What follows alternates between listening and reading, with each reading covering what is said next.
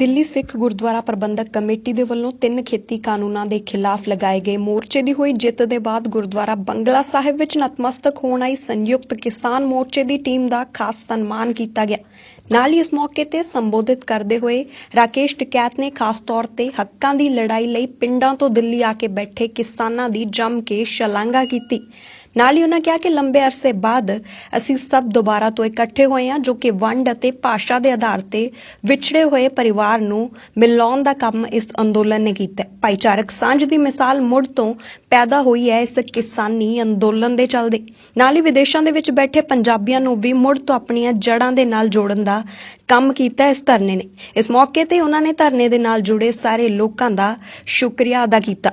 सफाई की बात करेंगे तो उन कर्मचारियों का योगदान सबसे बड़ा लगता है।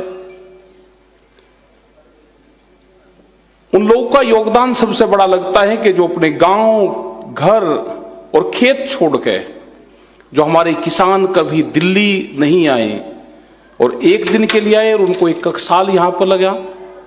जब भी हम उन लोगों से देखते थे, उनके हाथ देखते थे, तो वे प्योर किसान थे जिनके हाथों में बुआइयां पटी हुई थी। हाथ मिलाते ही जो उनके हाथ छूते थे तो ये लगता था कि गांव से, खेत से लोग आए हैं।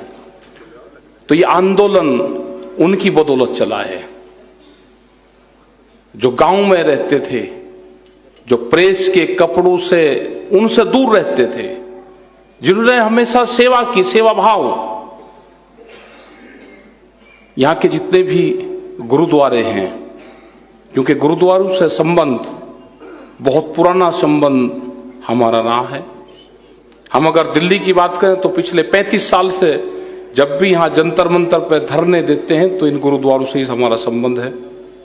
अगर हम उससे भी पुरानी बात करें तो करीब ये बिछड़ा हुआ परिवार जो करीब 300 साल बाद में मिला, इनसे संबंध रहा है।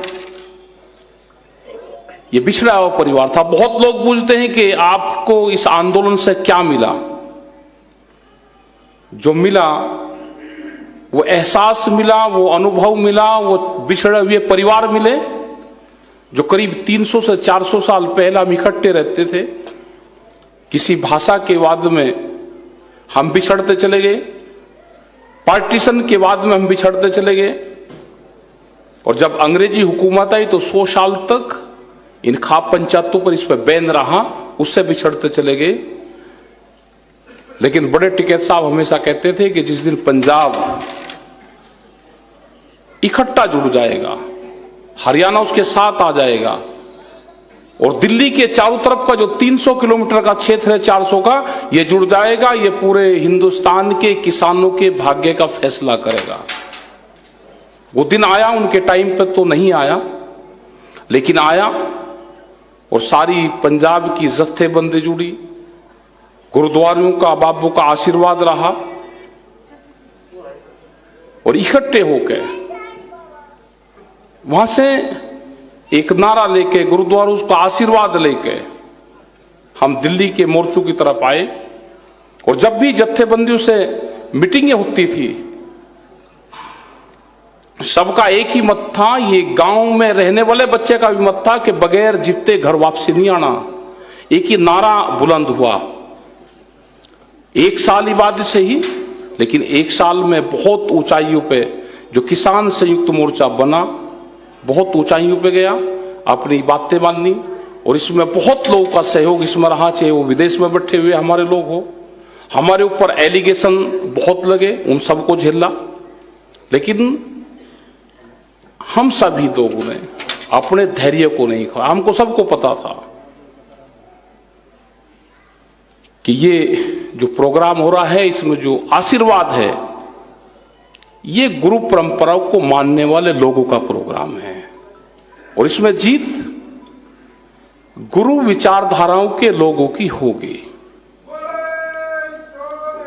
जय श्री अकाल। और आप देखोगे भी सरकारों को भी गुरु के शरण में जाना पड़ा। जब जब भी उन्होंने जो घोषणाएं सरकार ने करी, वे गुरु के पर्व हुए तो उस पर घोषणा करने की कोशिश करी, गुरु परंपरा को टच करने की कोशिश करी। अभी भी प्रेस के लोगों से जब बातचीत हुई 8 तारीख में सुबह ही, पूरा फैसले कंप्लीट थे। सब लोगों को यह था कि आज फैसला हो जाएगा, लेकिन हमने कहा, उन्होंने पूछा कि आज फैसला, मैं कहा आज तारीख 8 है, आज नहीं होगा। तो उसने कहा कि फिर, मैं कहा आज नहीं होगा। लेकिन जैसे ही तारीख 9 आई, क्योंकि 9 का अंक गुरु का होता है और वो पूर्ण होता है अपने आप में, और 9 तारीख को जो कल का दिन गया है, पूरे देश की धरती ने पुकारा कि आज समापन होगा। ये सुबह से ही आभास हो गया था सबको। हमारी जितने जत्थेबंदी थी और गांव से भी जो आवाज थी, उन्होंने कहा कि आज पूर्ण हो गया, आज मोर्चे की फतेह हो गई है और आज सब पूर्ण काम आप लोगों का होगा। और वो हुआ भी। जैसे ही वहां पे गए, सभी वहां पे लोग थे और एक ही सुर में, एक ही धौरी में जो हमारी डिमांड थी वो सरकारों ने मानी, और जो आंदोलन संघर्ष से समाधान की तरफ जा रहा था उसका समाधान हुआ, एक अच्छे उससे उसका समापन हुआ। मोर्चे को स्थगित करा गया और सब लोग एक पूर्ण से, आज एक दुखद घटना हुई, उसके लिए आज किसी लोगों ने कोई उत्सव और वो नहीं मनाया। उन्होंने कहा कि दरबार साहब जाएंगे, माथा टेकेंगे, यहाँ पे आज आए, और कल के बाद में जो 11 तारीख शुरू होगी, अपनी वहां पे अरदास करेंगे, लंगर प्रसादा लेंगे, और उसके बाद में वहां से सब लोग अपना 11 तारीख को जाना शुरू करेंगे। तो कल की तैयारी है। हम वाहेगुरु से ये अरदास करने यहाँ पे आए कि हमें यहाँ तक पूर्ण रूप से आपका आशीर्वाद रहा। आगे हमारे जो भी जत्थेबंदी, हमारे परिवार के लोग अपने गांव तक सुरक्षित पहुंचे। ये खुशी का जो माहौल है, ये ठीक उससे अपने परिवार में जाएं, अपने गांव में जाएं और इस खुशी को अपने गांव में जाके बांटने का काम करें। जिन जिन लोगों का इसमें सहयोग रहा, उन सभी का धन्यवाद हम करते हैं संयुक्त मोर्चे की तरफ से। किसी को कष्ट हुआ उसके लिए क्षमा याचना हम करते हैं। बहुत लोग कष्ट हुआ होगा, 1 साल हम वहां पर रहे। हम अगर किसी मोर्चे पर जाकर देखेंगे तो वहां पे गुरुद्वारों के लंगरों का योगदान रहा, बाबू का योगदान रहा।